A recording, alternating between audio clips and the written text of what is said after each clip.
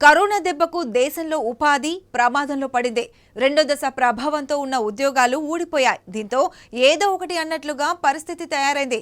పెద్ద చదువులు చదివిన వాళ్లు సైతం స్వీపర్ ఉద్యోగానికి కూడా సిద్ధమయ్యే దుస్థితి తలెత్తింది.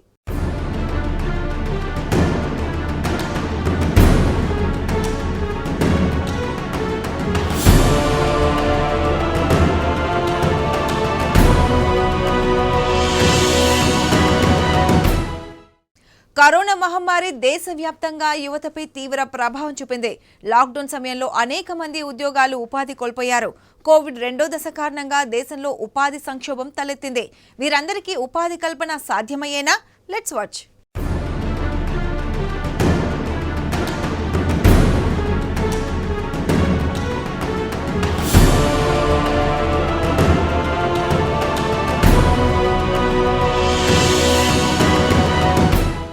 కరోనాతో దేశవ్యాప్తంగా నిరుద్యోగం పెరగడమే కాక అనేక మంది జీవనోపాధి కోల్పోయినట్లు సర్వేలు చెబుతున్నాయి. మహమ్మారి రెండో దశ విజృంభణతో ఆర్థిక కార్యకలాపాలు సైతం మూతపడ్డాయి. ఫలితంగా ఉత్పాదకత, సేవా రంగాలు తీవ్రంగా ప్రభావితమై ఉద్యోగార్థులు, నిరుద్యోగులు తీవ్ర ఒత్తిడికి లోనవుతున్నారు. కరోనా సంక్షోభంలో అనేక సంస్థలు ఆర్థిక ఒడిదుడుకులను ఎదుర్కొంటూ తీవ్ర నష్టాలను చవిచూస్తున్నాయి. భారాన్ని తగ్గించుకోవడానికి ఉద్యోగులను తొలగించడం, వేతనాల్లో కోత విధించడం వంటి చర్యలు చేపడుతున్నాయి. ఇప్పటికే దేశాన్ని పట్టిపేడుస్తున్న నిరుద్యోగ సమస్యకు ఈ పరిస్థితి ఆజ్యం పోస్తోంది. అనేక రాష్ట్రాల్లో అమలు చేస్తున్న కఠినతరమైన కోవిడ్ నిబంధనలు, పాక్షిక లాక్డౌన్లతో నిరుద్యోగం కనీసం 10% మేర పెరిగినట్లు అనేక అధ్యయనాలు వెల్లడిస్తున్నాయి.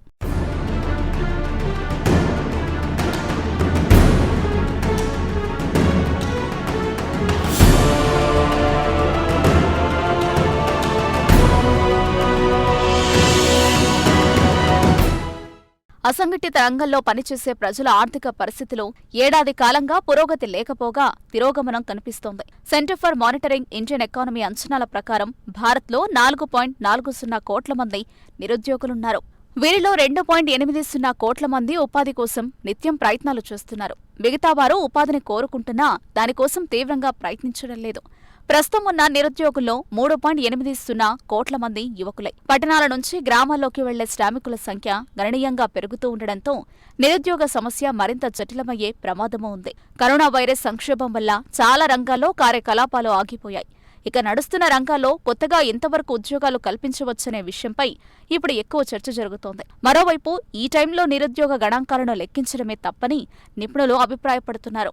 వ్యాపారాలు తిరిగి మొదలయ్యాకే అసలు పరిస్థితిని మనం అంచనా వేయగలం.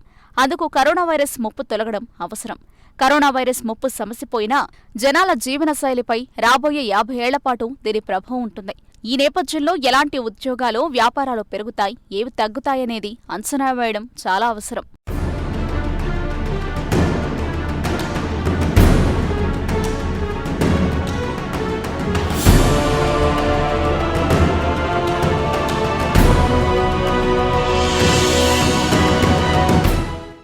ఈ సంక్షోభ సమయంలో నిరుద్యోగులను ఆదుకోవడానికి ప్రత్యేకమైన కార్యక్రమాలు చేపట్టవలసిన అవసరం ఉంది. ప్రభుత్వ శాఖల్లో అన్ని రకాల ఉద్యోగాల ఖాళీలను వేగంగా భర్తీ చేయాల్సిన అవసరం ఉంది. ప్రైవేటు రంగంలో ఉపాధి కల్పనకు అవసరమైన ప్రోత్సాహకాలను ఇవ్వాలి. స్వయం ఉపాధి కోసం ప్రయత్నించే నిరుద్యోగులకు ఆర్థిక సహాయం అందించాలి.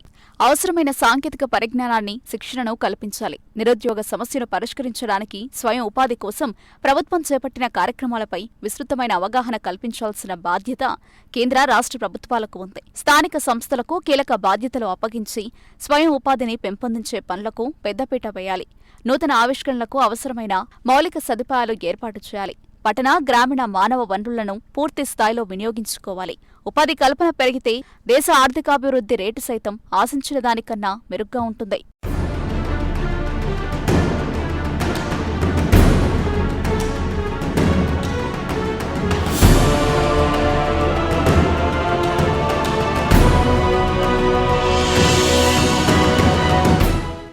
కార్యకలాపాలు ఊపందుకున్న రంగాల్లోనే ఉద్యోగాలు ముందుగా వేగంగా పెరుగుతాయి. లాక్డౌన్ సమయంలో జనాలు ఇంట్లో ఉంటూనే ఆన్లైన్ కొనుగోళ్లు జరిపేందుకు మొగ్గు చూపారు. ఈ కామర్స్, ఫుడ్ డెలివరీ సంస్థలపై దీని ప్రభావం తప్పకుండా ఉండేది.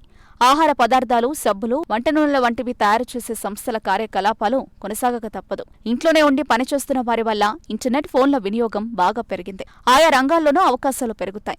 ఇప్పటికీ సిబ్బంది కొరత ఉన్న 10 రకాల ఉద్యోగాల జాబితాను ప్రొఫెషనల్ నెట్వర్కింగ్ వెబ్సైట్ లింక్డ్ఇన్ ఇటీవల వెల్లడించింది. ఆ జాబితాలో ఉన్న ఉద్యోగాలు software engineer, sales representative, project manager, IT administrator, customer service specialist, digital marketer, IT support, data analyst, financial analyst, graphics designer. దీంతో ఈ ఉద్యోగాల్లో ఉన్నవాళ్లు కాస్త నిశితంగా ఉండవచ్చు. ఇతరులు ఈ అవకాశాలను అందిపుచ్చుకునేందుకు నైపుణ్యాలను పెంచుకోవచ్చు.